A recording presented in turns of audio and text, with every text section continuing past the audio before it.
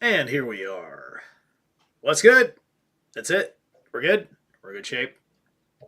Excelente. Yes. All right. That was yeah, I'm going with the last Cradle of Filth album yet. I've only listened to it once or twice now. And so I haven't really sunk in with it yet, and I really loved the last album. Cradle really kind of like fucking woke up and like said like, wait a minute, we sound cooler than this, and then they made some albums that sound cooler than what they've been doing lately. No offense, the band's amazing. And I saw them live and heard them do the good songs. Anyway. These vampires are not in the Epstein files, so these are good vampires. Good vampires versus bad vampires. I'm gonna give all the goths in the fucking world that they get that. That's what they get. It's a good thing to have. All right. All right, so we are going to continue on with the Talmud. If you catch towards the end of the stream I did last night, where I do some more, digging through the Epstein files, I found a dissertation from a Talmudic expert that was emailing Jeff and sending him some stuff about the principle of Zadek or something. What it is, it's like the charity principle. Anyway, and it was not like bad either. It was like one of those little things you kind of agree with about. It had a very law of Gebo attribute to it, right? So kudos that something that forethoughtful is in there. But anyway, we're here at chapter 14, regulations concerning the catching of reptiles, animals, and birds. All right. Mishnah, one who catches or wounds any one of the 8 kinds of reptiles enumerated in the scriptures from Leviticus 11:29-30 via the weasel, the mouse, the tortoise, the hedgehog, the chameleon, the lizard, the snail, and the mole is culpable. Wait a minute. The 8 kinds of reptiles, is that an accurate translation? Weasels, mice, and hedgehogs, and moles, and snails are not reptiles.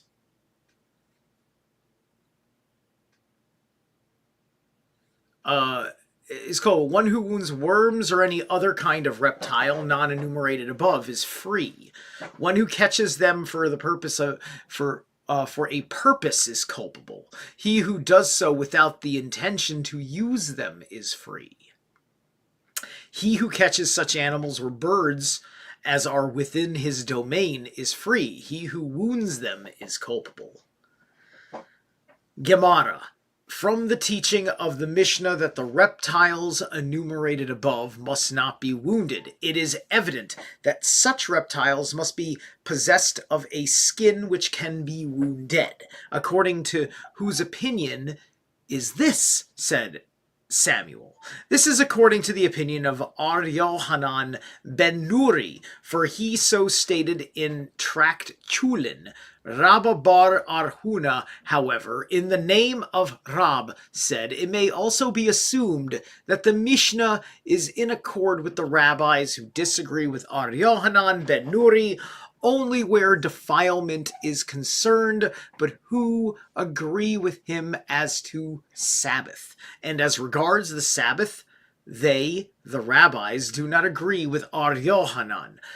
Have we not learned in a Boretha that one who caught one of the 8 kinds of reptiles enumerated in the scriptures or who wounds them is culpable, and that this applies only to such reptiles as have skins, and only such a wound is called incurable, which has been produced by the blood clotting in the skin and remaining there, even when no blood came to the surface?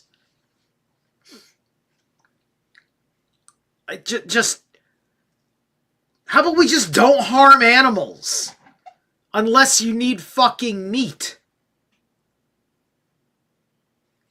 Ar Yohanan ben Nuri, however, states that all the 8 reptiles enumerated in the scriptures have skins, and therefore one who wounds any of them is culpable.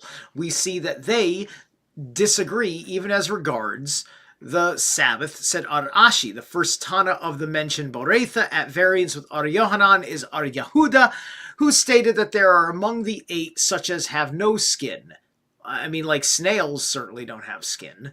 But the other rabbis who differ with Ar Yohanan where defilement is concerned do not agree with him in regards to Sabbath. Then why is it stated that Ar Yohanan ben Nuri, however, states, etc., as if he possessed the rabbis? Read, thus states Ar Yohanan ben Nuri and his opponents.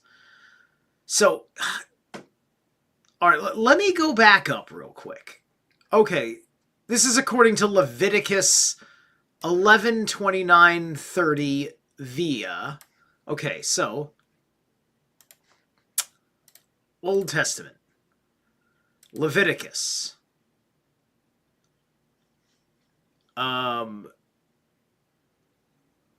Leviticus what again? Oh my god. Irritating. 11. Okay, Leviticus 11. 29. Okay.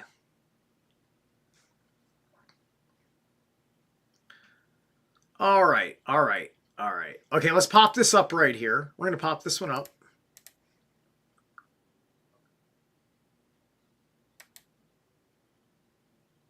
Yes? No. This one.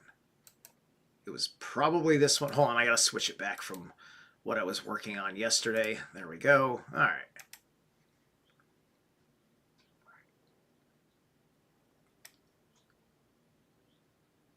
There. Okay, so here we are. So this is unclean to you among the swarmers swarming on the land, the weasels, the rodent, and the great lizard, all of its kind. Okay, so the lizard is okay. So there you got weasels. There's your mouse, the rodent, right? And the great lizard. And the great lizard. Wait, there's... See, you got the gecko, the monitor, the lizard, the sand lizard, and the chameleon. But what is the great lizard? Okay, let's take a look here. And this to you, the unclean in the roamer. All right, so what's the word for unclean, first off? Etema. Etma? Foul in a religious sense. Tame. So it's the etame. The etame, which is kind of like etame. Etome. Interesting. Okay. In the roamer, the one roaming on the land. All right. So in the roamer, the one roaming. Okay.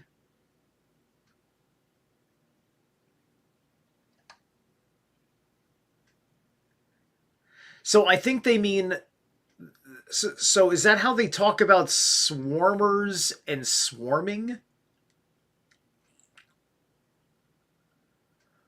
So anything that has a swarming behavioral habit, which is a social habit, is considered unclean to eat. Which, I mean, I can get behind that. I mean, like, I don't even think my ancestors ever ate bugs. Right?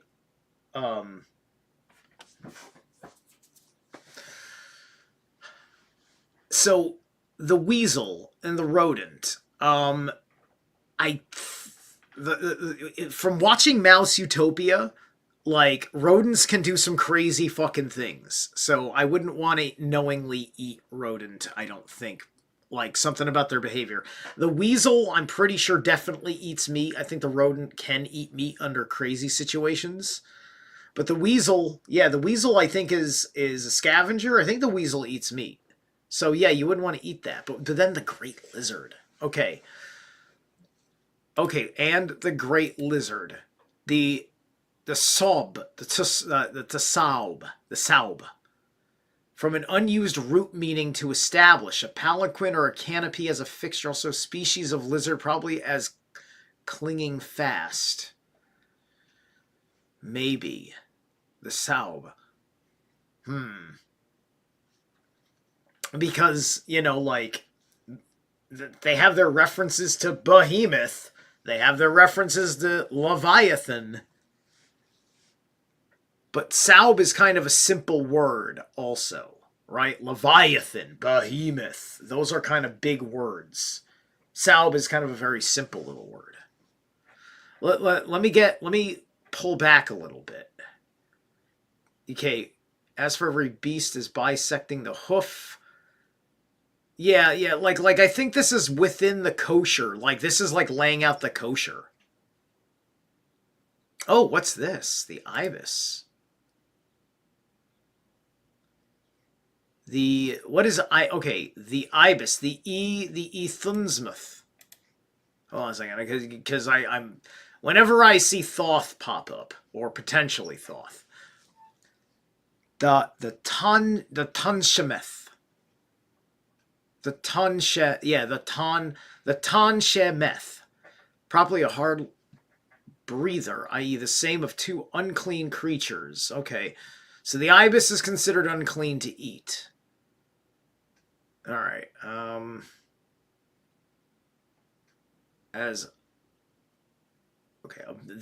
These you shall regard as abominable among the flyers. They shall not be eaten. They are an abomination. The vulture, the bearded vulture, and the eagle. The black kite and the falcon, all of its kind. Every raven, all of its kind. The ostrich. The little owl. Cormorant and the eagle owl, the ibis, the pelican, the Egyptian vulture, the stork, the heron, all of its kind.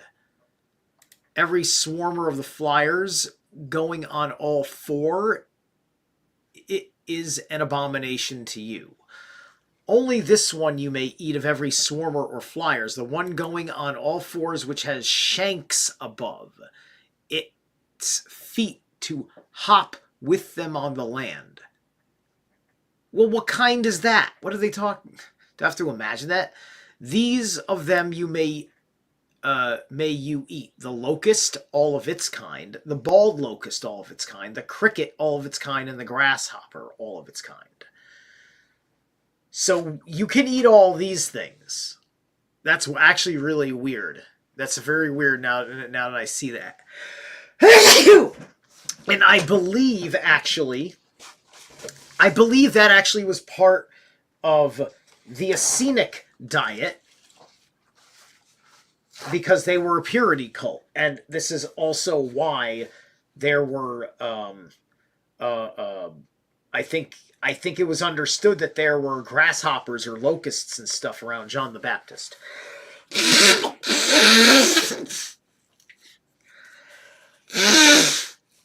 Okay, so anyway, this is all derivative of the Talmud. Yeah, it's just that laundry list that we all know. It's just I find it interesting when things specifically like the ibis get mentioned as such. And they still go on about the swarmer. But anyway, okay, let's close this up. And, okay, oops. There we are.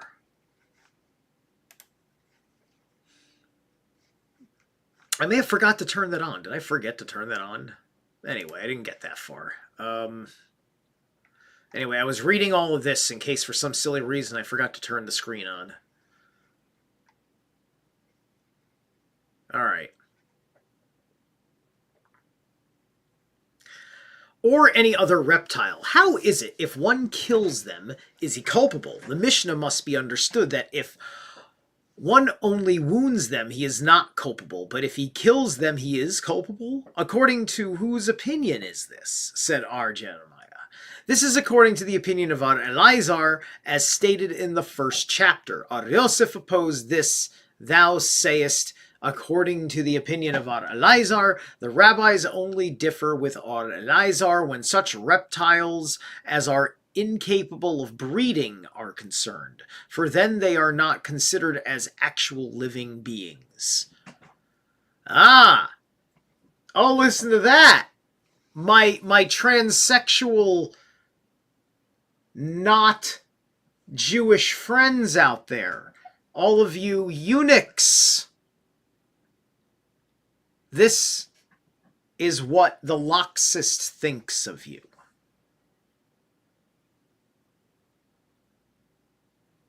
And this is also amongst the unconscious masses what the Satanist thinks of you, being the dead. Because yes, you've cut off your life force principle. These is referring to animals that have no life force principle, such as a geldling. I think geldling is the right name for a castrated horse. Anyway, but as to reptiles that are capable of breeding, they also agree that one who kills them on the Sabbath is culpable, because that would be taking life, and taking life is prohibited on the Sabbath. Right, taking life kills, not murder, kills, right?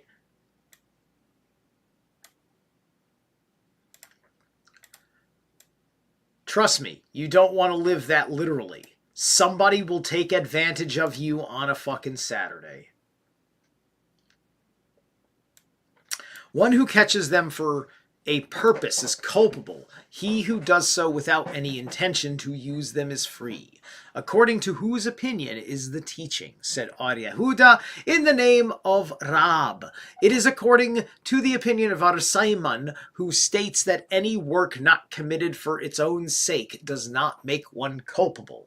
Samuel said, one who takes a live fish out of the water is culpable as soon as a part of the fish as large as a selah has become dry because then the fish cannot live, said Arthios bar Abin.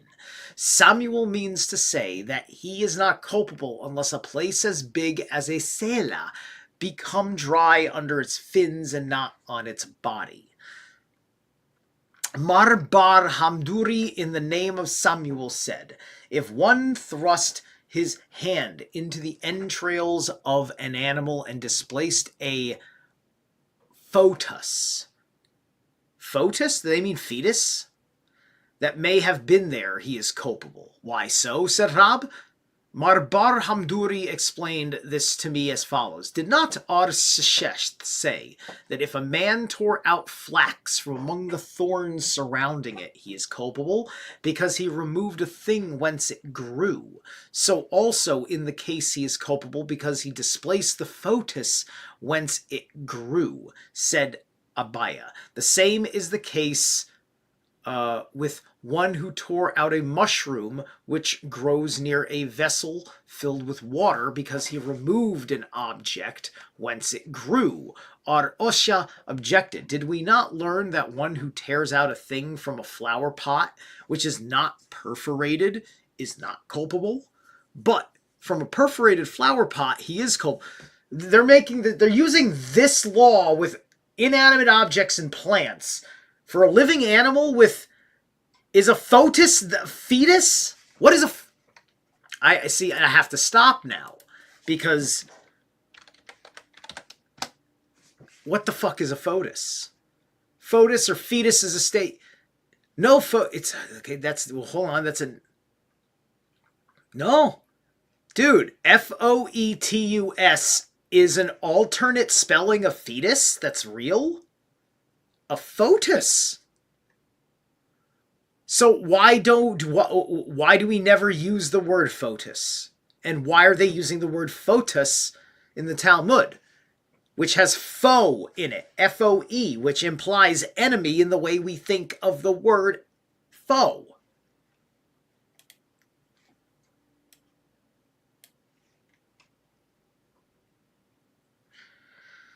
I would hunt for all of those in Red Dead 2 before... Hi, Talonis, how you doing? All right,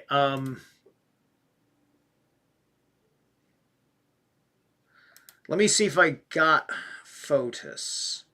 It's an animal or human being in its later stages of development before it's born. Risk damaging the unborn foetus. Also fetus. Why does it... Why have I never, ever... I'm 45 years old. When did they fucking start... When was there a spelling of note called foetus? And what is the significance of the spelling difference? Okay, anti-nausea tablet. She had been prescribed harm the foetus. If you're... Yeah, I get it in a sentence. I get what it's... All right. Hang on. I'm not finding anything worth putting up on the screen yet, so... F-O-E-T-U-S. Foetus. Fetus, for spelling C-O-E. O-E. Okay. In digraph, written also as a ligature, OE, found in Latin words and Greek borrowings into Latin representing the Greek OI, so like foetus, I guess. Words with OE that came early into English from Old French or Medieval Latin usually already had been leveled to E, economic penal cemetery. But later borrowings directly from Latin or Greek tended to retain it at first, ostrus, diarrhea, and amoeba, as did proper names Oedipus, phoba, phoenix. And purely technical terms, British English tends to be more conservative with it than American, which has done away with it in all but a few instances. It also occurred in some native Latin words, foedus, which means treaty, league. Wow, foetus means treaty and league as well? Foter, to stink. But it's not a foter, it's a foetus. fetus. Hence, occasionally in English, fotid, foderal, like federal, and fetid, which last was the form in the original publication of the Federalist Papers. In these, it represents an ancient OI in Latin, okay, which apparently passed through, right, okay, so with the vocabulary, along with the, okay, these languages, demesnesses, along with the vocabulary of sailors, are the most conservative branches of any language in any time. Okay, so the naval culture during our period of sailing the Atlantic to found New England, we picked up from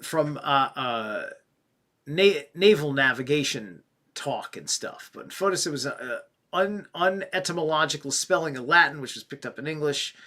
Spelling of fetus is early, okay. The digraph in English also can represent such as goeth, okay. All right. So, fetus, late 14th century, the young while in the womb or egg, tending to mean vaguely the embryo in the later stages of development. Right. Often incorrectly, from Latin fetus, often incorrectly foetus, the bearing or hatching of young, a bringing forth, pregnancy, childbearing offspring from suffix. Oh, wait a minute. So foetus is basically for unborn egg hatched creatures is now what they're using it for. Okay, so that... 'Cause they're reptilians?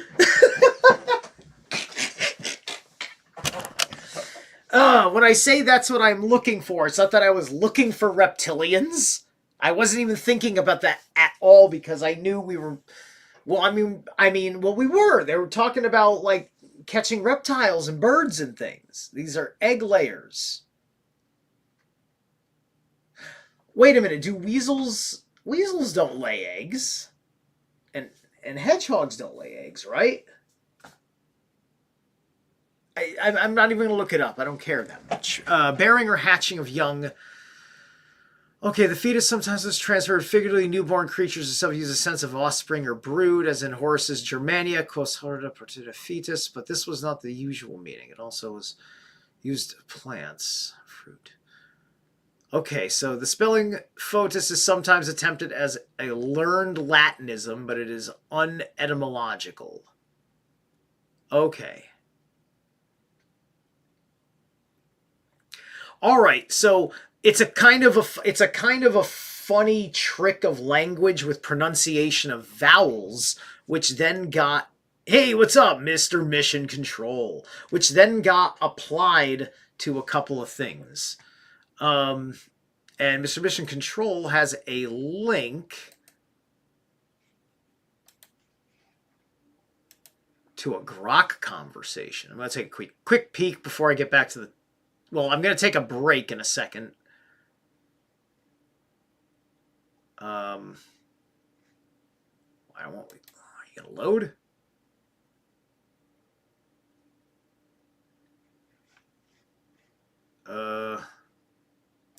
It don't want to load, Mr. Mission Control.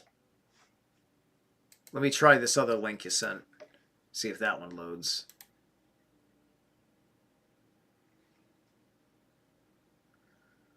No, that doesn't load either. All right. Anyway, okay, we'll be back in a couple of minutes. So we're listening. We're doing Cradle of Filth because we're talking about reptilian vampires, demagoguery.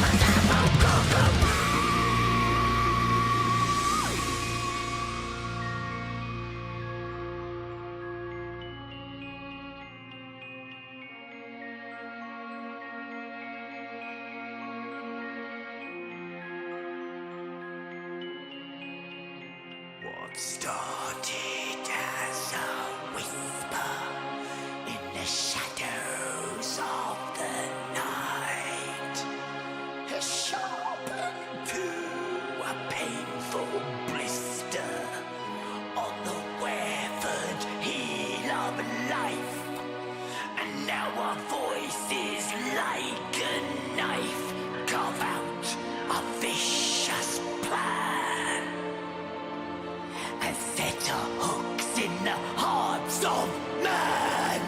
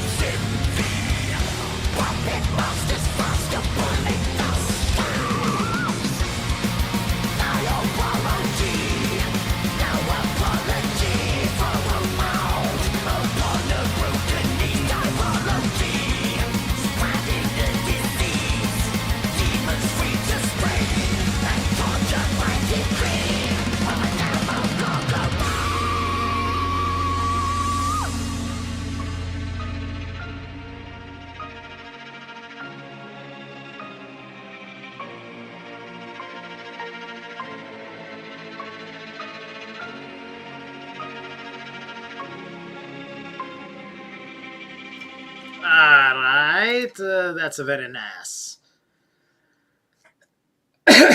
Okay. We are back. Let's see here. Alright. We're good. Back in. Alright. So, we now have a sense of what the hell we're thinking about here with a photos and what might be implied therein with the Talmud, because, you know, they're lizard people. So, and displaced a photos or a fetus that may have been there, he is culpable. All right. Which is not perforated for rule, in this case, as usual way. Okay, so he who catches such animals or birds as are within his domain, etc., Arhuna said, it is allowed to write tefillin on the skin of a bird which is ritually clean. Ritually clean. Okay, okay, so you want to be against witchcraft, yet you're ritually cleaning a blood sacrifice. Said Ar Yosef, what would be inform us? That a bird has a skin?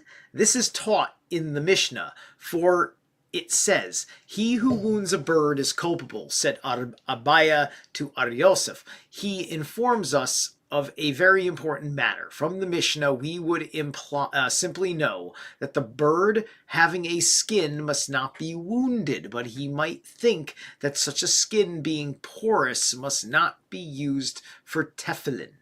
Hence, he informs us that it may also be used for tefillin, as it was said in Palestine that pores which do not permit of ink soaking through cannot be considered as pores.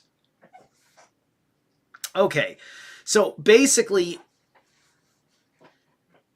you can attempt to write a tattoo onto the skin of an animal, and if it doesn't write, then it is considered to not have a skin, and thus you can't use it for what you're going to use it for. So anyway, Mar, the son of Rabina, asked of Arnaman bar Itzhak, "Is it allowed to write tefillin on the skin of a fish which is ritually clean?"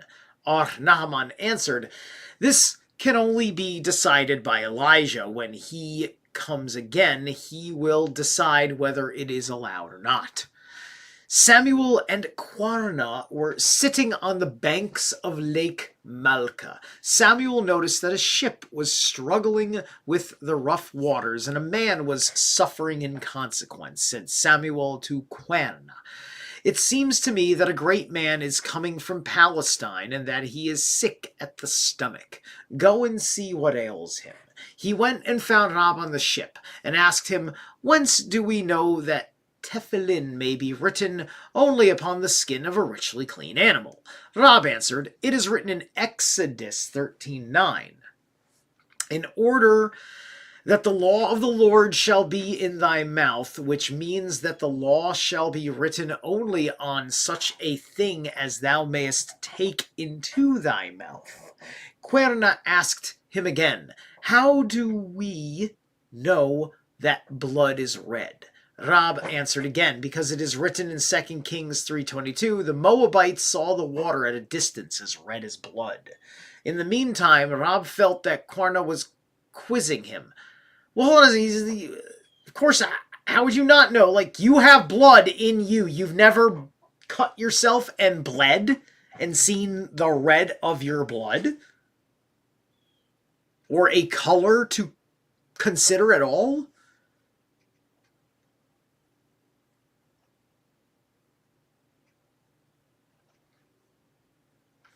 Let me also take a look at Exodus 13:9. I want to take a look at that because, if he's citing something from the Exodus period, that means he is trying to invoke Atonic law. What do you say? 13:9, I think, right?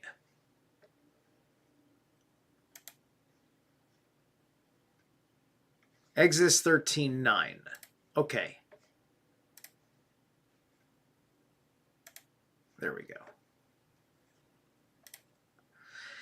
"And you will come to have this as a sign on your hand and between your eyes for remembrance, that the law of Yahweh may be in your mouth, for with a steadfast hand Yahweh brought you forth from Egypt." So first off, there's an allusion here to the mark of the beast, because it's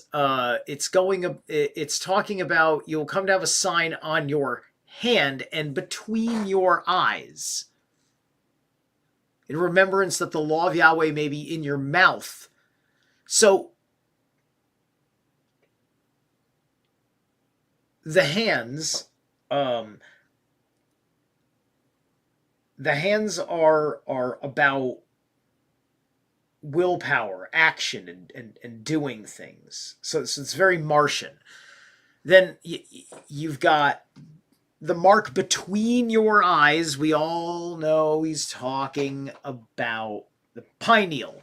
And thus, if he's talking about the pineal in that respect in the mouth, he is talking about the throat per se. However, there is also a mouth meridian, which is associated with Helheim, actually, because it's associated with the underworld. It's associated with the unconscious. Like, have you ever just blurted something out that you can't explain to anybody because of an automatic reaction that you had, and you just blurted a thing out that makes no sense to anybody, but also reveals kind of a vulnerable kind of secret, and you can't articulate it, and it's nothing, and you want to act like it never happened, right? Because you're processing that deep down inside with no ability to articulate it, right? That's stuff that comes out of the mouth. And if you're not straight from within, the wrong shit's going to come out of your mouth. I noticed as I straightened out my life, as I straightened out my unconscious, my shadow, my insecurities, stupid shit like that stopped slipping out of my mouth. That would happen all the fucking time. Happens far less now. So let me see how this reads in the Hebrew over here. And he becomes for you to sign on the hands of you. So to sign, it says I outh. Outh, like to author. To auth, to outh. Which is close to thoth, actually. That's interesting. And guess what? That's close to oath. Toth. To take an oath. All right. In the sense of appearing, probably from this, a signal, literally or figuratively, as a flag, a beacon, a monument, an omen, a prodigy, an evidence, and etc. Right. So it's got the authorship like a script, like it's a symbol. It brings to mind the idea of a symbol between your eyes. But really, it's about when someone looks at you, they see the look on your face, and your face tells them something. There is a message that comes from not just what you say, but how you look when you say it. This gets into your body language experts that start getting into every little facial tick. You can get really self-aware. They had to freaking silence a lot of the really good ones for a long time. Because they completely, like, broke an essential aspect of how they were lying by faking all this body language and that, and running with that horrible production of doing so. And to a reminder between the eyes of you, which is the oinaik, the eyes of you, in between an eye, literally, fairly analogy to by analogy, a fountain as the eye of the landscape. Okay, all right, that's interesting.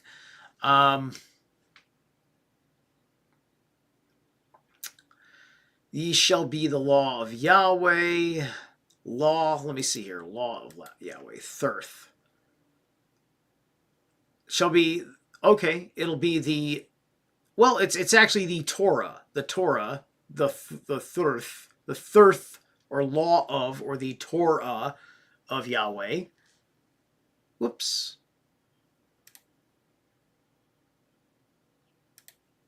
Wait. Okay, yeah. In the mouth of you, pepe. The mouth as the means of blowing, whether literal or figurative, particularly speech. Yeah, okay, all right. That in hand, steadfast, he brought forth you, Yahweh, from Egypt. Right? And so, all of that, it's just like, if you were brought forth from Egypt by me, you know, it's all going to, you know, people are going to see it on your hands and in your face and how you speak. People are going to know that you are marked by me. Right? That marking is what comes from you're living your life this way. And then your physiology, your behavioral mechanics all transform under that.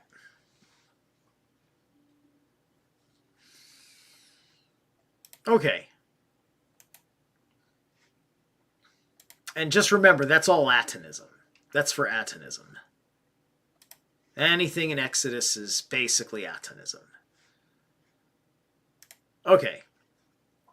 And atonism, there's atonism throughout the whole fucking thing. But the point is that it's atonism. It depends on how it gets mixed in, right? Because not every book in the Bible that is after the book of Exodus chronologically takes place after Exodus, because Job takes place somewhere in the middle of Genesis. You understand? And it is older than Genesis. Granted, you have to understand the scribing history, and I don't think that comments on the oral tradition. I think that only comments on the scribing history. And Job is very astrotheological to the Cetus constellation any fucking way. Like many other stories of those being devoured by a great sea creature.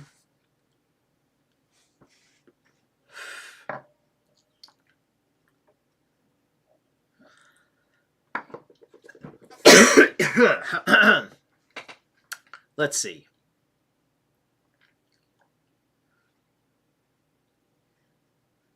So he answered the corna, said, a corn, a thorn in thy eyes. Finally Samuel took Rab to his own house, gave him barley bread, small fishes, milk, and such things as tend to produce looseness to the bowels, but did not show him the place to excrementize in.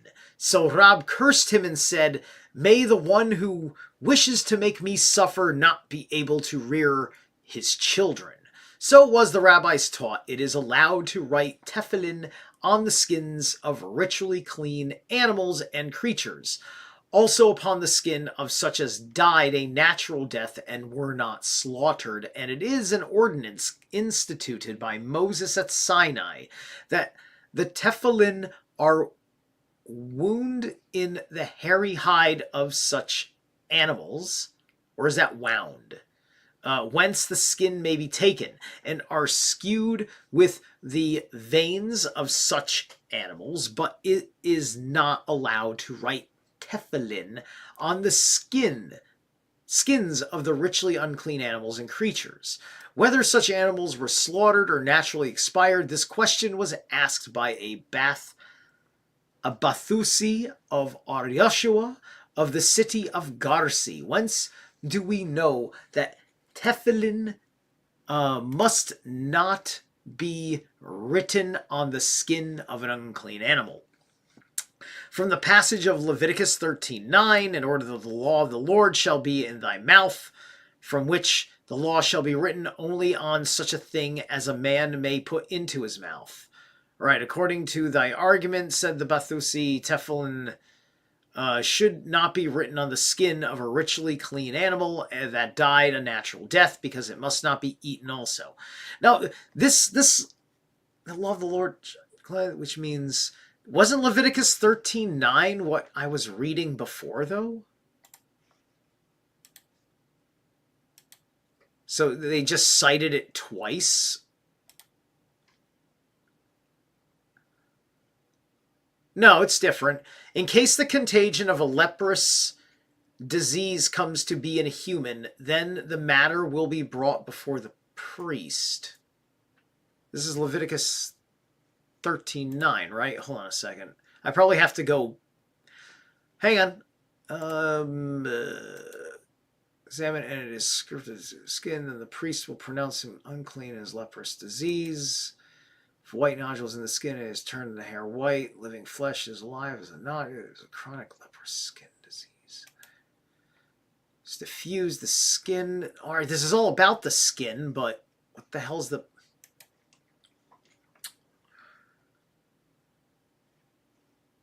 Okay, in order that the law the mouth, which means that the law shall be written only in such things as may be put into his mouth.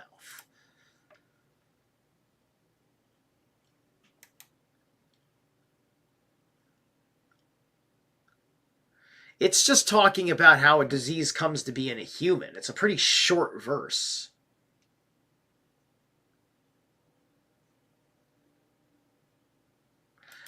The prior verses say, when the priest this is 8, when the priest has examined, and if the scurf has diffused in the skin, then the priest will pronounce him unclean. It is a leprous disease. In case the contagion of a leprous disease comes to be in a human, then the matters will be brought before the priest. Maybe in a human means, no, it's Adam, A-D-M, Adam. Yeah, that's human. Okay. It's not. So where is this bit about the mouth?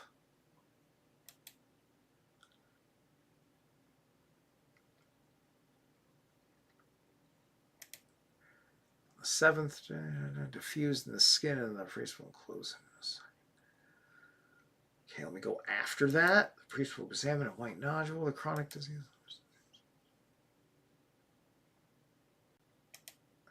I don't know where they're getting this thing about the mouth, though.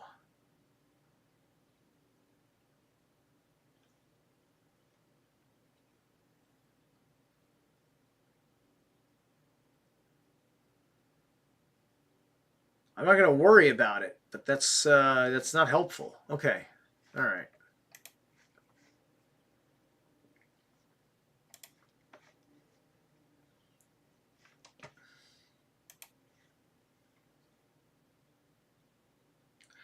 So was the rabbis taught is allowed to, okay, Leviticus 13:9, I'm sorry, I read that right. Tefillin should not be written in the skin of a ritually clean animal that died a natural death, because it must not be eaten. Also answered Joshua, I will give thee an instance of 2 men who incurred the death penalty. One was duly executed, while the other died at the moment that he reached the gallows. Oh, which is preferable? Certainly the natural death. In this case also, why should the skin of the animal that died a natural death not be used for writing the tefillin thereon? According to that, then, said the Bathusi, why should it not be eaten? Also answered Joshua, it is written in Deuteronomy 14:21, ye shall not eat anything that dieth of itself, and thou wouldst that it should be eaten. Answered the Bathusi, kelos equals nice or well. Okay. All right, we're going to go on to the next Mishnah after. We're going to take the next break. And then we'll hit that after that. All right.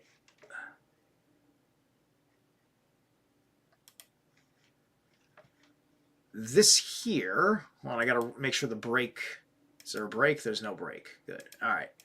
This is the Trinity of Shadows.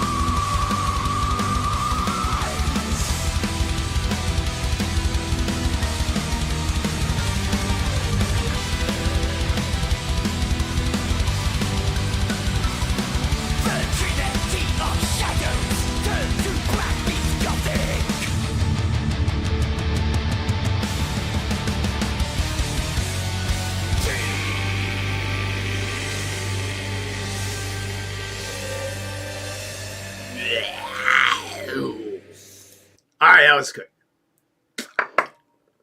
That was fun. That was fun. I think that's my favorite song on the album thus far. Is that one? Anyway, let's see. Yeah, bang. We are going to go. We got about 6 pages left on this chapter, and I think that'll be good for today. I don't want to burn myself out. It's a weeknight, and I think 6 pages might take about an hour. Mishnah, it is prohibited to prepare brine on Sabbath, but the making of salt water in order to dip one's bread into it or to use for seasoning other dishes is permitted, said Archios. Is this not brine?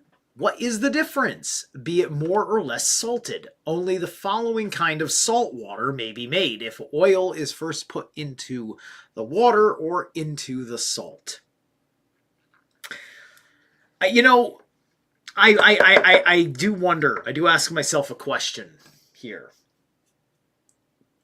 Everybody in Rome got into being Jews, and so they invented Christianity for all these Romans that now wanted to be Jewish. Now, this all happens after the fall of the state of Israel.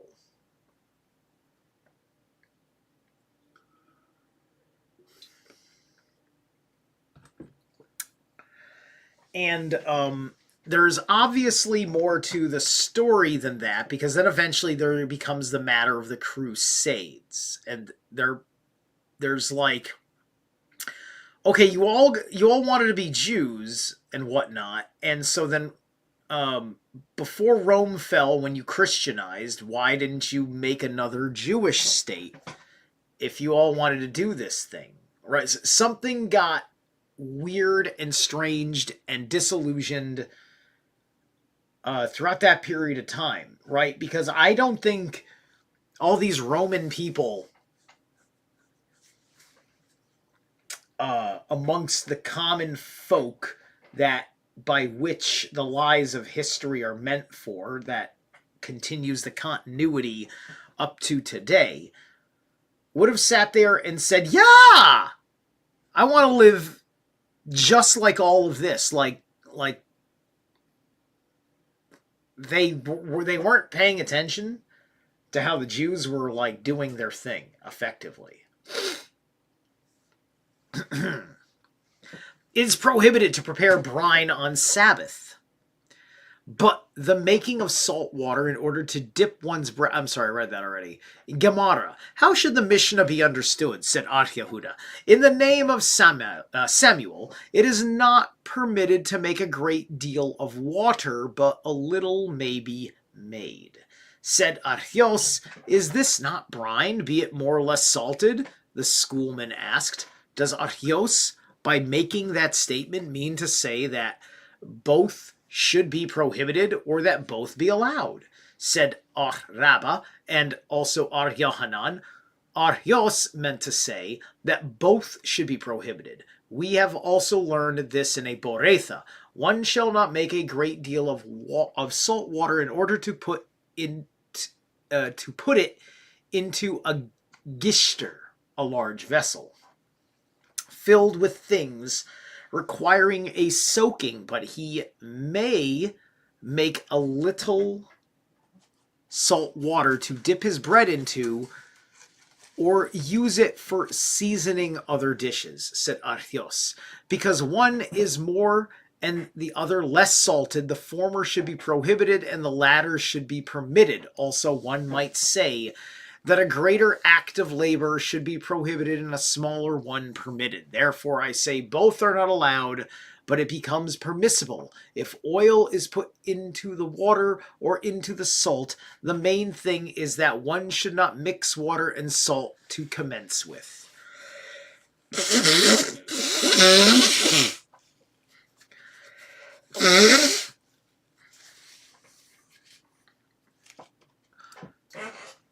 Ar Yoda bar Havaiva taught, one shall not make salt water very strong. What does he mean by very strong? Rabba and Ar Yosef bar Abba both said, if one put an egg into the water and the egg float, it is strong salt water. How much salt must be used for such water, said Abaya.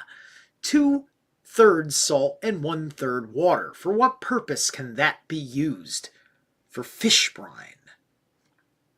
The same Yoda B. Havaiva taught, one must not salt pieces of radishes and eggs on the Sabbath.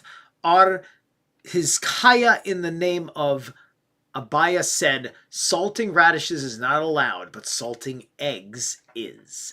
The same Yehuda B. Havaiva taught, if citrons, radishes, and eggs are eaten without the peel, in the case of an egg, the yolk without the white, they remain in the stomach.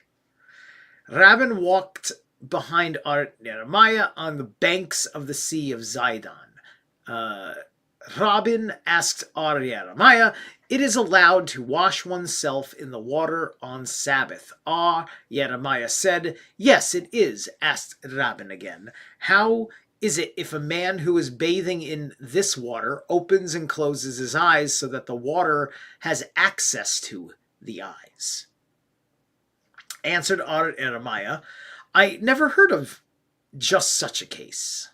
But of one similar to it. I heard Arzera say at one time, in the name of Ar Mathne, another time in the name of Mar Ukba, both of whom said that the father of Samuel differed with Levi, and that one of them said that pouring wine on the eyes as a remedy is allowed, but pouring wine into the eyes is not allowed, while the other said that the saliva of a man who had not broken his fast is a remedy for the eyes, and must not even be put on the eyes. But Mar Ukba, in the name of Samuel, said, a man may soak a medicament for the eyes on Friday in water, and may then use the water on Sabbath with impunity. That's weird and kind of interesting. I'm actually very fascinated by this idea of the saliva of a man who hasn't broken his fast. Like, if you're fasting well and you're got your pure body situation going on, which,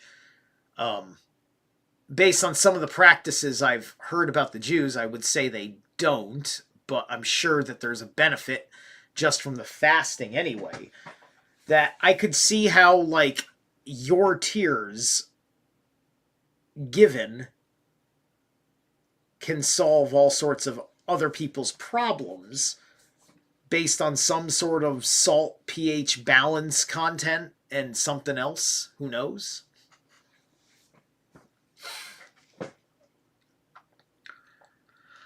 Bar Levaye was standing before Mar Ukba and saw the latter opening and closing his eyes so that the medicinal water may have access to them. Said he to Mar Ukba, so much Mar Samuel did certainly not permit. Ar Yanai sent to Mar Ukba a request. Let master send the eye salve prescribed by Samuel for sore eyes. Mar Ukba answered, I send it to you so that you do not think me parsimonious. But Samuel said that bathing the eye in cold water in the morning and bathing the hand and feet in warm water at night is better than any medicine for the eye in the world. The same we have learned in a Boretha by Armuna in the name of Ar Yehuda. The same Armuna used to say, as soon as a man rises and his hand touches his eye, nose, mouth, ear, or a vein, it had better be chopped off. The same should be done with a hand that touches a pitcher used for beer before the hand is washed, because such a hand causes blindness, deafness, and bad odors. We have learned, Ar Nathan said, the eye is like a princess, and it hurts her to be touched by a hand that has not been washed 3 times. Ar Yohanan says, push, a precious stone of a certain kind of paint, applied to the eye, stills its wrath, dries its tears, and causes its lashes to grow. Interesting. Mar Ukba said, one who accidentally injured his hand or foot so that the blood flowed on the Sabbath may steep them in wine in order to stop the flow with impunity. The schoolman asked, may he do this in vinegar also? Said Ar Hillel to Ar Ashi, when I attended the school of Ar Kahana, it was said that it is not allowed in vinegar, said Rabha, and the men of the city of Mehutza, who are very delicate, are generally cured by wine, and the same as other people are by vinegar. It happened that Rabbina came to the house of Ar Ashi and saw the latter, having had his foot trodden upon by an ass, soaking it in vinegar, said Rabbina to him, does not the master coincide with Ar Hillel, who said that soaking in vinegar is not allowed? Ar Ashi answered, with a wound on the instep on the foot and the back of the hand it is written, because Ar Eda bi Mathne said in the name of Rab, that a wound on the back of the hand and on the instep of the foot is equal to an internal wound, and the Sabbath may be desecrated on its account.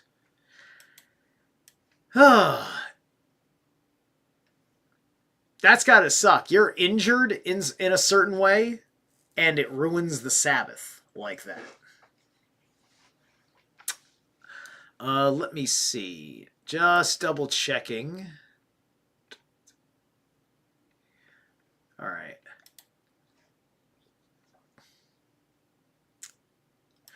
The rabbis taught one may wash his body in the waters of Gror, Chamton, Essia, and Tiberias, all of which are salt waters, but it is not allowed to bathe oneself in the Great Sea, and not in water used for soaking flax. Also, not in the Sea of Sodom. Is this not contradictory to what we have learned in the Boretha? One may bathe in the Tiberias and in the Great Sea, but not in the water used for soaking flax in the Sea of Sodom. This presents a difficulty, for in the Boretha, bathing in the Great Sea is permitted, while the rabbis prohibit it. Said Ar Yohanan, there is no difficulty. One Boretha is in accordance with the opinion of Ar Meir, while the other is in accord with the opinion of Ar Yehuda, who differ in tract Mikve'ath, chapter 5, Mishnah 6. Okay, so here it's very interesting, where there's a split permission, where I guess it's allowed under one tract and not the other, which kind of tells us that that has something to do with the greater process by which other things that they're doing according to each tract changes the karmic properties to their god for what they are doing in different matters, in this particular case, the use of salt water. Okay. Ar Nahaman Bitzhatziak opposed this and said they differ only as regards defilement, but have ye heard that they also differ concerning the Sabbath? Hence Ar Nachman, but Itzhak explained this otherwise. He said that the Boretha, which does not permit bathing in the Great Sea, refers to one who stays in the water some length of time, and it is obvious that this is done on account of his health. Now, if we say that the one Boretha refers to a man who stays in the water for some time, and we must assume that the other Boretha refers to one who does not stay long, and if this is so, why should not the one who does not stay long be permitted to bathe even in the water used for soaking flax? Have we not learned in another Boretha, one may bathe in the Tiberias in flax water in the Sea of Sodom, even if his head be scrofulous, provided he does not stay long in the water. Therefore, we must explain that the difficulty existing between the two former Borethas concerning the Great Sea is, the one prohibiting the bathing in the Great Sea refers to bad water, which is not usually used for bathing, while the other refers to good water, generally used by bathers, and in both the case refers to one who stays in water for some time. Okay, hang on a second. Because of how this... Yeah, this is good right here. Because I want there to be something meaningful by the next break, we're going to jump into the next break a little early, and we're going to go into that break now, and then it'll be a solid 3 pages to end for the next segment. It'll probably go really effing fast anyway, but I don't want to gum it up any other way. So this is non-omnis morin.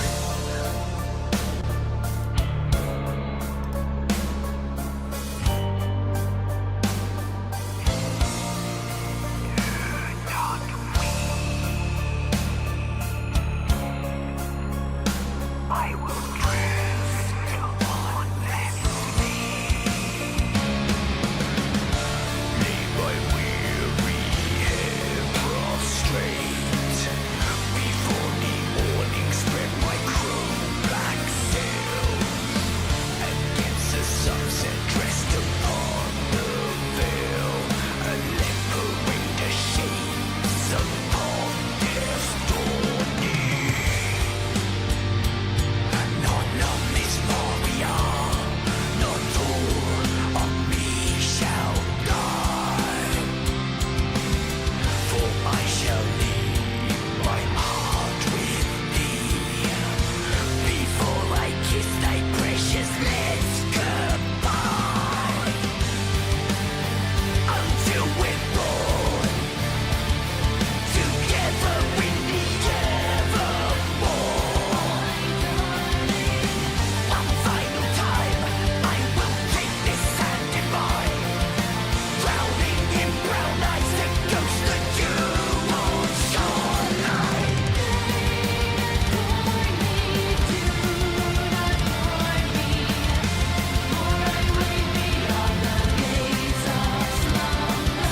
In my Babylon, in our Babylon, strength to carry on before the great penumbra.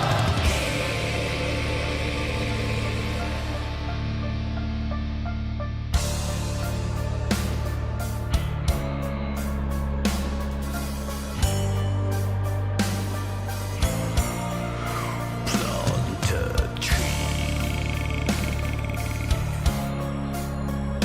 deep upon my silent grave.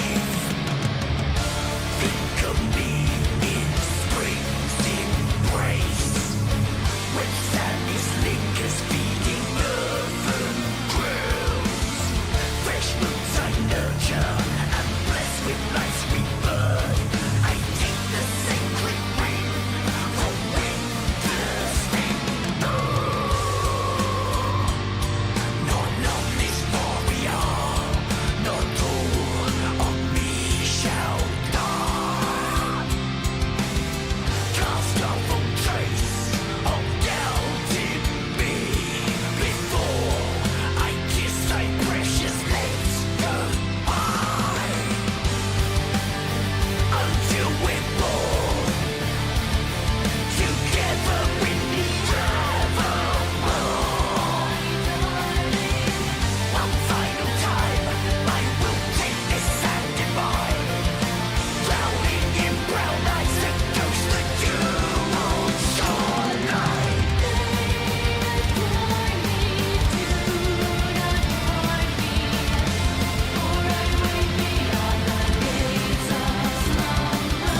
In my Babylon, in our Babylon, strength to carry on before the great penumbra.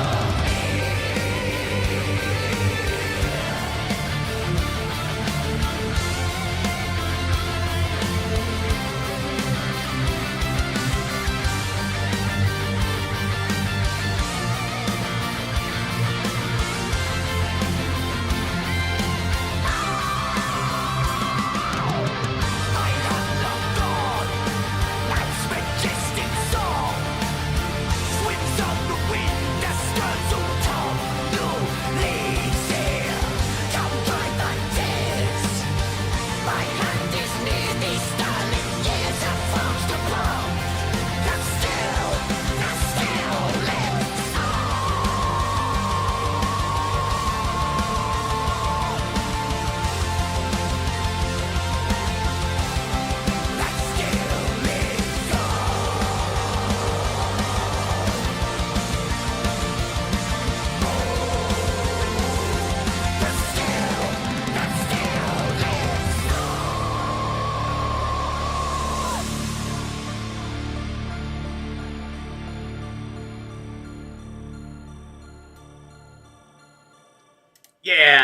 Yeah, this is a nice album. This is a nice album. For fucking sure. Woo! Good to see Cradle And kicking ass again. Alright, let's see. Alright, let's wrap up this chapter. Mishnah, it is not allowed to eat Greek hyssop, a remedy for worms, on the Sabbath, because it is not food for healthy people. It is allowed, however, to eat yoser, wild rosemary, and to drink shepherd blossom, tea, an antidote for poisonous beverages. That's interesting. I'll keep that in mind, shepherd's blossom. But hyssop... So you can't have it on the Sabbath as a remedy for worms. Why specific? Because there's a lot of shit in the world that isn't a remedy for worms. Why does that one matter so much? Anyway. Or is it just the example that they chose? And then where's their list of food that is not for healthy people?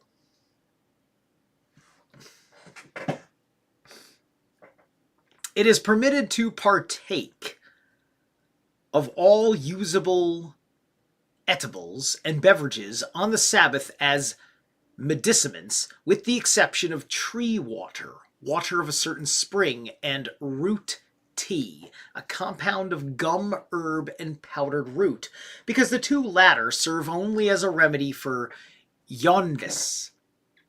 At the same time, it is permitted to drink tree water to quench one's thirst, and one may anoint himself with root oil, but not as a remedy. Gemara. It is allowed, however, to eat wild rosemary, etc. For what purpose is it eaten? To drive out worms in one's liver? Was it eaten with 7 white dates? What does the illness requiring this remedy arise from? From the eating of meat broiled over live coals and the drinking of water immediately after the eating of an empty stomach, or from eating fat meat, beef, nuts, or rapa twigs when eaten on an empty stomach and immediately washed down with water? The mother of Ar Yahad Boy Biamai made a remedy for a man who had imbibed poison of an adder by cooking laurel leaves in a cupful of beer, giving it to the man to drink, and then clearing out the coals from a burning hearth, placing a brick on the hearth and making him sit on the brick until the poison left the man in the shape of a green fern. Ar Evia said that she did not cook the laurel leaves in beer, but in a quarter lug of milk of a white goat. And it had to be a white goat. Interesting. One who swallowed a small snake should eat kostos, an Indian root of which a precious salve was made, called in the Bible onyaka, in salt, and should run 3 miles. Ar Simon Biashi once saw a man who had swallowed a snake, so he disguised himself as a Persian horseman, called to the man, compelled him to eat kostos with salt, then chased him for 3 miles. In consequence of fright, the man then vomited the snake piece by piece. One who was bitten by a snake should get a bearing female ass, tear her open, take out the fetus, and apply it to the wound. What the fuck? Whoa! Oh, shut the fuck up. What? Here we go. That's not medicine. That's not medicine. That's fucking black magic. You just killed a mother and aborted her fucking baby. That is you an ass That is black magic unto set. Fuck you. Horrid.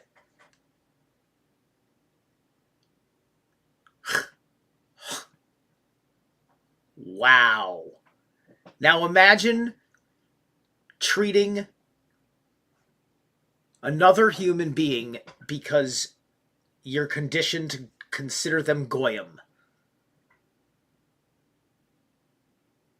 And cattle, which have exactly the same amount of fucking rights and dignities as an ass. And now, look at abortion and the Democrat fucking party, too. Because they are trolling you and gaslighting you like a motherfucker. Holy shit. This right here. This is the Democrat Party. You know that they're putting fetal tissue in your fucking vaccines. They're killing your children and then using their developmental principles coming from the stem cells, which is where you get your telomere productivity. And basically stealing their generative principle. They are stealing the baby's generative principle by taking the baby's life and applying it to you.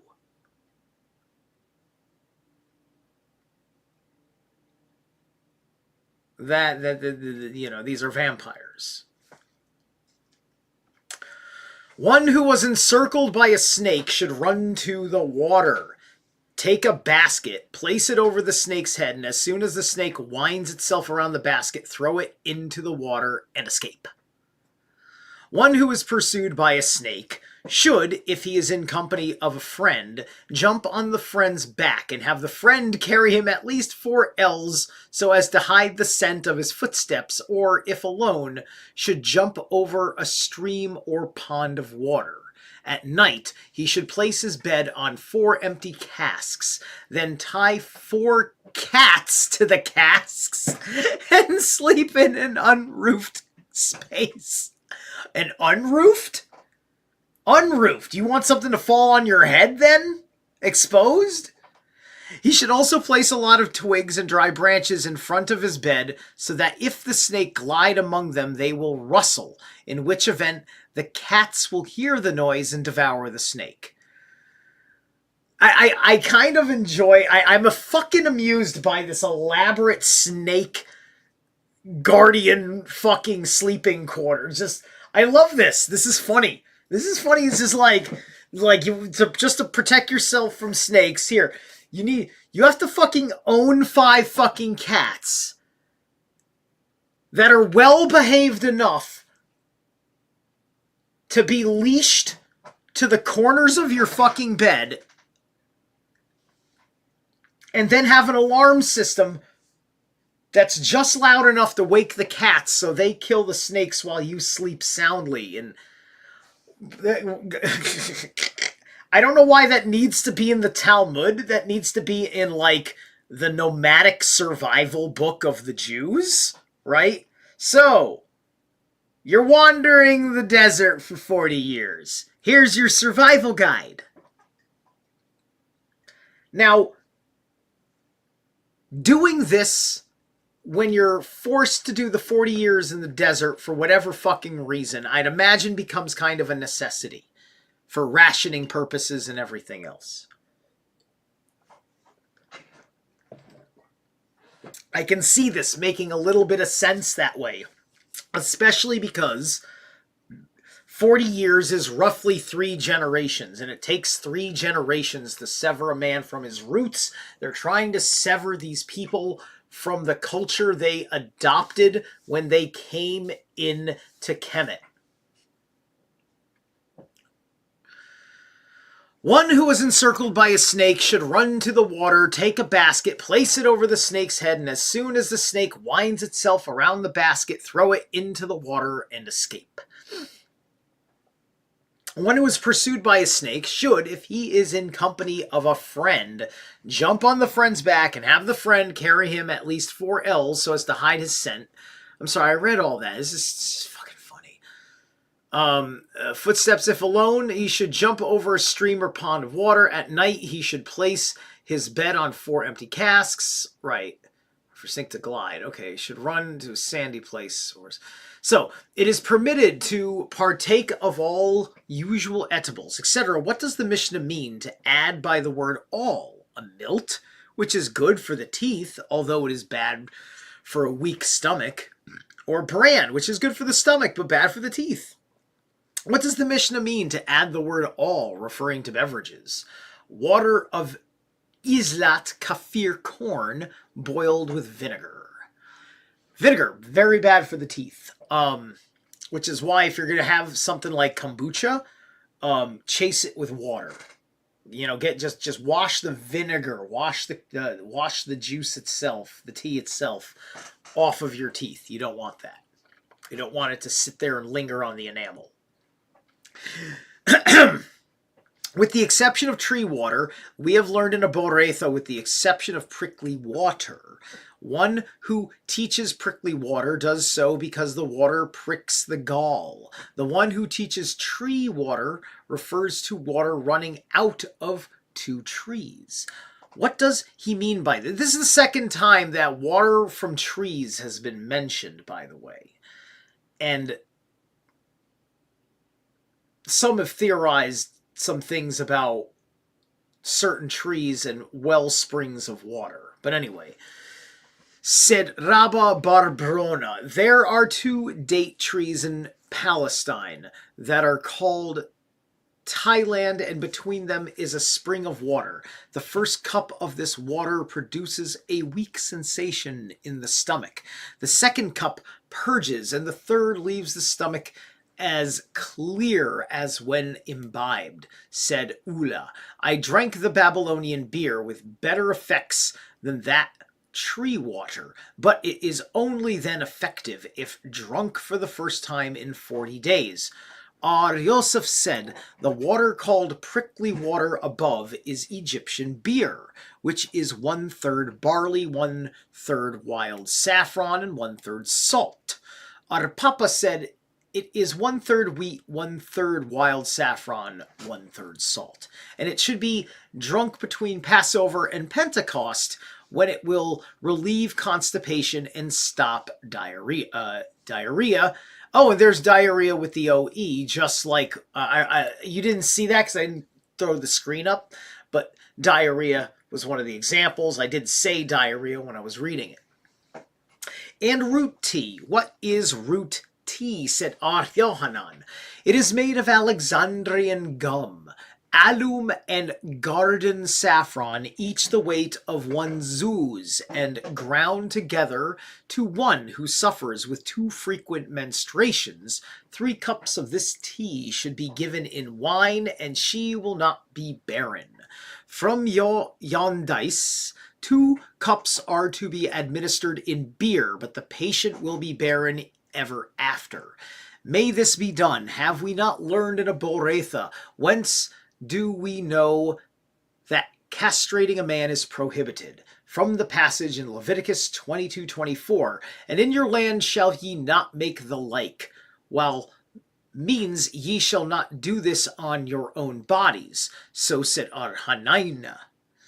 This is said only in reference to one who has the intention of making one a eunuch, but not with reference to one who administers the remedy for yondis and incidentally makes one impotent. Interesting. Hold on a second. Let me get this. Let me figure out what this is first. So, Talmud yondis.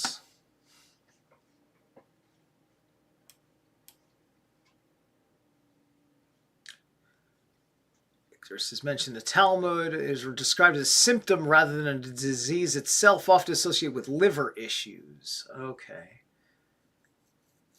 Okay, gotcha. Well, why are we talking about circumcision Hold on a minute.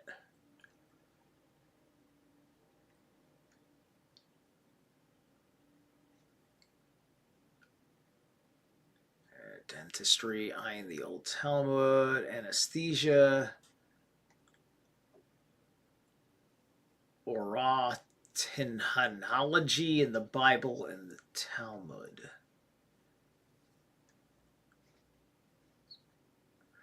It's saying something about, is it jaundice or anemia?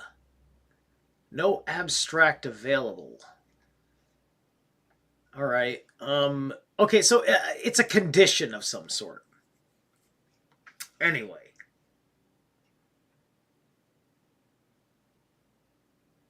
As Ar Yohanan said, one who wishes to castrate a cock shall cut his comb, and thus the cock will become impotent.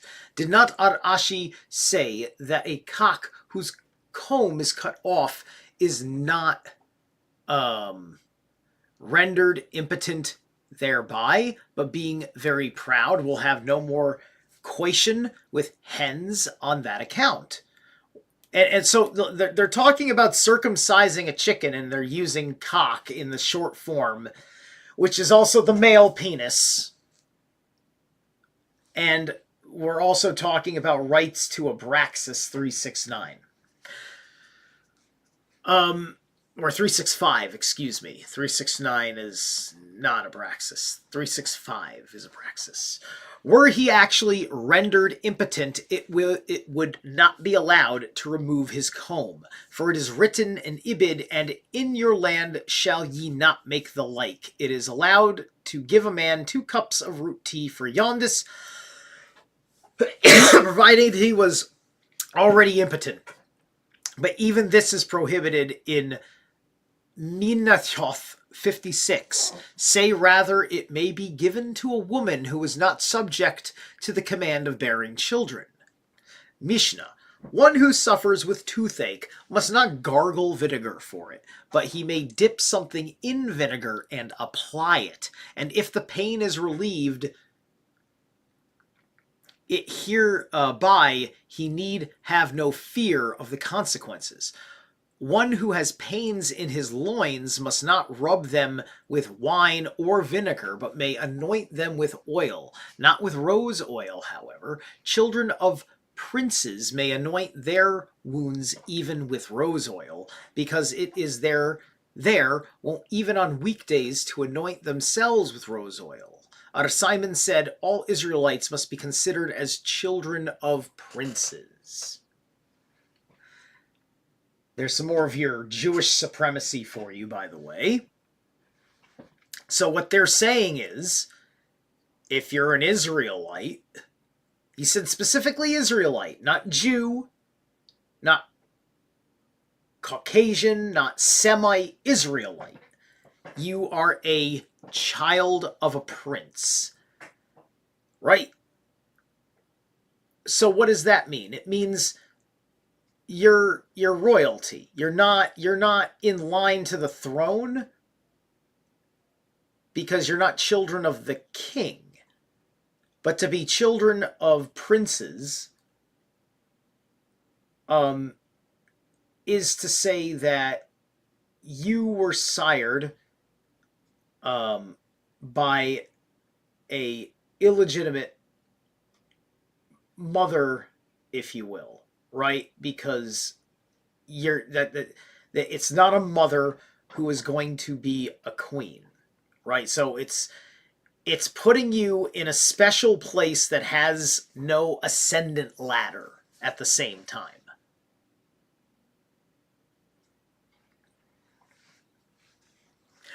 Gemara, right? And also that is interesting because you can see the twist that's involved in the hijacking of the Hyperborean root families. The twist is in there.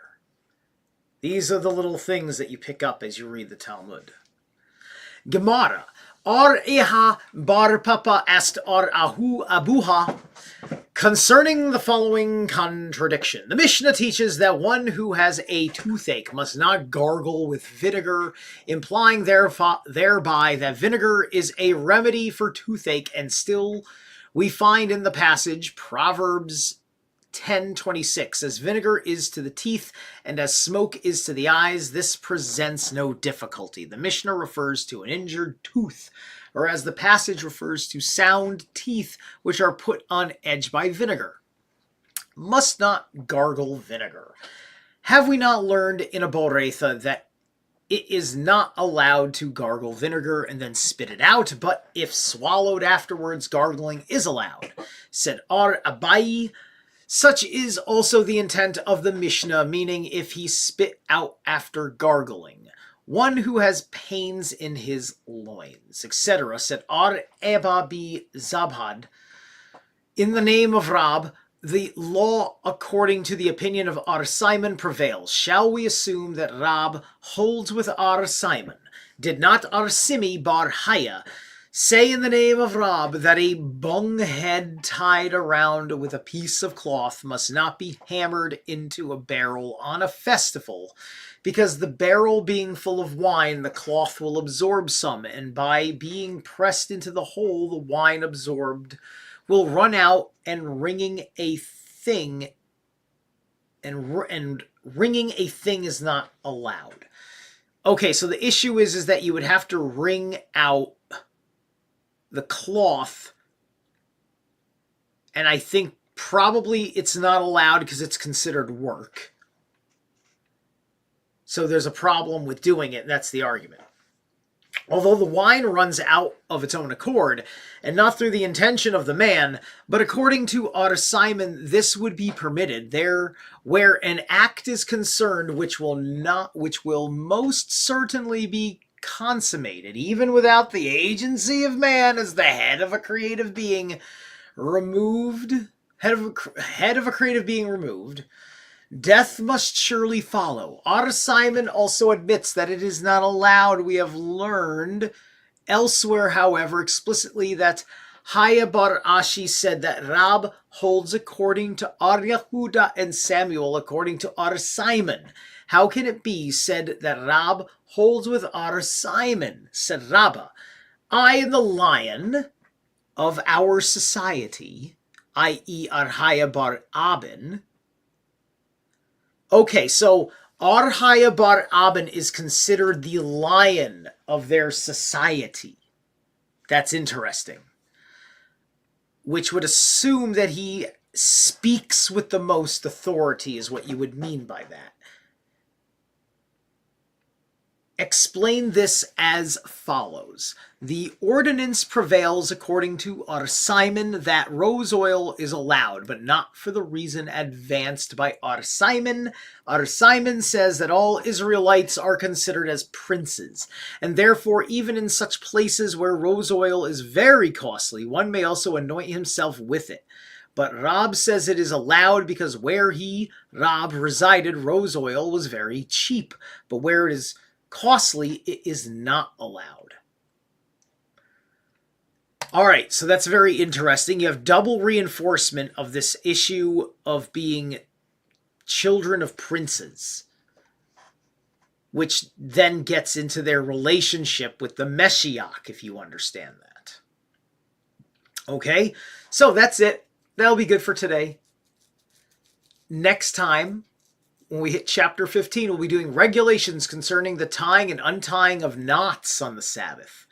Now that is going to be fascinating to me because in the esoteric understanding of Loki, Loki is a knot. He is the twisted one. The binder. The entrapper. Okay?